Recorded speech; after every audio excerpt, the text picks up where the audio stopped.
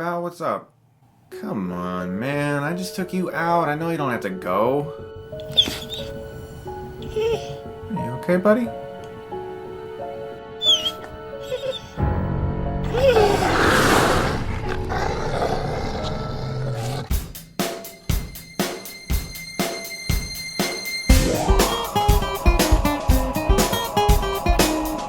John Carpenter's The Thing. Welcome back to another one of my favorite movies. I don't do these enough. I need to do more of these for you guys. I get a lot of requests to do more of this segment. John Carpenter's The Thing came out in 1982 and it starred Kurt Russell. It was technically a remake of the 1951 film The Thing from Another World, which was based off of the book Who Goes There? And it was a retelling of the tale about a creature that is able to infiltrate any living organism, and after it mutates, it can imitate that organism perfectly, whether it's a human being or an animal. And these men are all stuck in Antarctica at a research facility in which none of them know who is who. This thing is taking over them one by one, and it becomes a game of wits to figure out who is the thing and who is a human. And it's absolutely riveting. The Thing is one of my favorite science fiction monster movies of all time, and not just because it has some of the best practical effects ever put to screen and some of the coolest, most frightening moments you've ever seen in a horror film. This is actually a magnificently well-directed movie, and not just because John Carpenter is very good at composing a beautiful shot. One of the things that I think is very underrated about this film is the excellent use of editing and timing. Because when you are trying to build suspense in a film, one of the best ways to do that is to know exactly how long to hold a shot, how long to keep your audience looking at the screen. Knowing exactly how long or how short to cut a shot is imperative to building suspense, and John Carpenter and his editor knew that so well. I said it earlier, but this film really does have some of the best practical effects ever created. To this day they hold up. I watched the film last night in preparation for this review, and I'm amazed how good this film still looks all these years later. A lot of the actors on this film have stated they were actually getting sick to their stomach when they saw some of these prosthetics and some of these things that were created for the movie because they just look so lifelike. And that created performances that you cannot get from an actor who's staring at something that doesn't exist, a tennis ball on a pole, and later they'll put some CGI in the movie.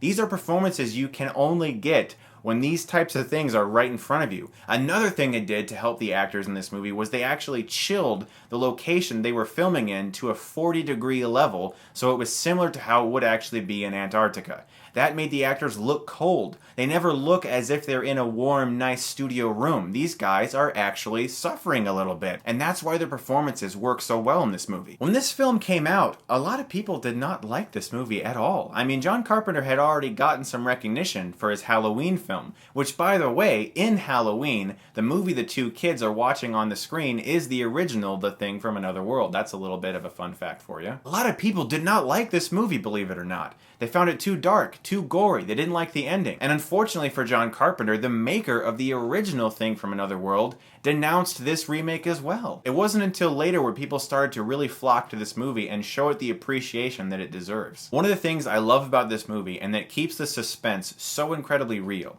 is the fact that as you're watching the movie, you don't know who the Thing is. You never know who the Thing is until he shows himself, and in an interesting tidbit, the actors, as well as John Carpenter, have since stated in various interviews that they didn't even know who the Thing was as they were filming the movie. Now, obviously, when there's a big scene and one of the actors is going to be the creature for that scene, they knew that. I'm talking about the fact that when they were filming conversation scenes, no one was ever directed by saying, "You are the creature right now." That kept the skepticism amongst the actors themselves as well, not just the audience. Another terrific thing about the suspense building of this movie is the use of the location. It feels incredibly confined, very claustrophobic. There are great movies like this with a bunch of angry men in a location that's confined, and it really just works to build suspense, like 12 Angry Men, for instance. Another film in which a whole bunch of men are stuck in a room, and it just works. In my opinion, Kurt Russell has never been better than he was in this movie.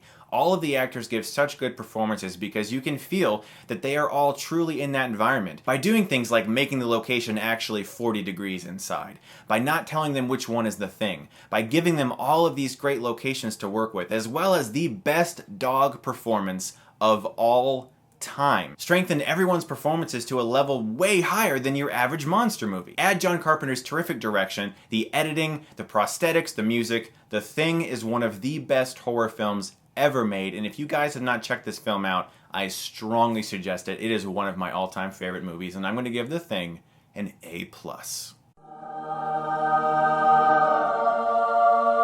Guys, thank you so much for all of your awesome suggestions. I will do my best to review more of my favorite movies for you guys in the future. And as always, if you like this, you can click right here and get Stuckmannized.